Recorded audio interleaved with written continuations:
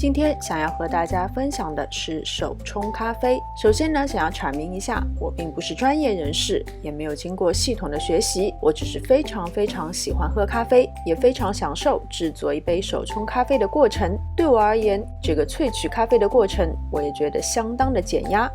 言归正传，做手冲咖啡呢，设备最好还是要跟得上。首先要准备一个手冲咖啡的专用秤，因为如果你要分不同的设备同时来看时间跟重量的话呢，是会有些手忙脚乱的。其次，手冲咖啡对水温也是有一定的要求，所以建议准备一个温度计测水温。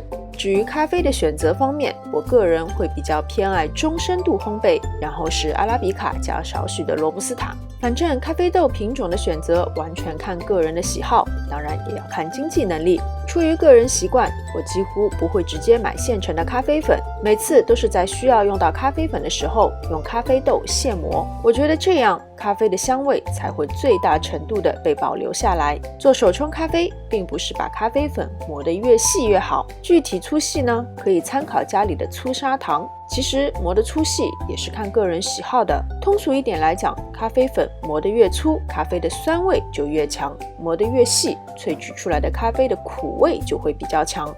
手冲咖啡建议水温在94度左右，粉磨好了，水也煮好了，我们就可以开始了。首先，这个滤纸我们先要用热水把它打湿。打湿滤纸，一来可以清洁这个滤纸，二来也可以起到预热滤杯和下壶的作用。而且打湿滤纸以后，可以使滤纸跟滤杯更加的贴合。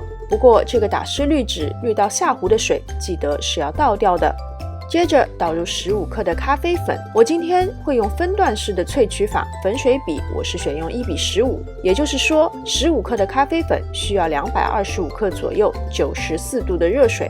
秤要先清零，开始计时以后就要立刻匀速倒入30克的水，进行第一次焖蒸，用时30秒。用这样子的细口壶注水，可以非常有效地控制水柱的大小和重量。30秒后进行第二次注水，注入70克的水，同样焖蒸30秒。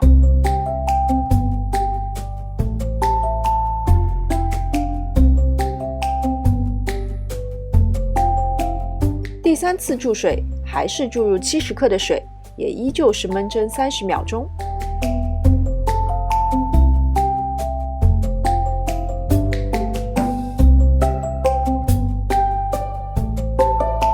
现在是最后一次注水了。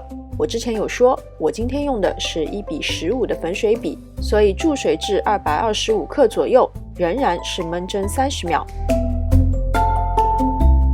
整个萃取过程就2分钟，时间一到，立刻移走滤杯，下壶就是一杯香浓的手冲咖啡。干杯！好了，今天的视频就到这边，非常感谢大家的观看。喜欢我的视频，请记得点赞、分享和关注我的频道。我们下次再见。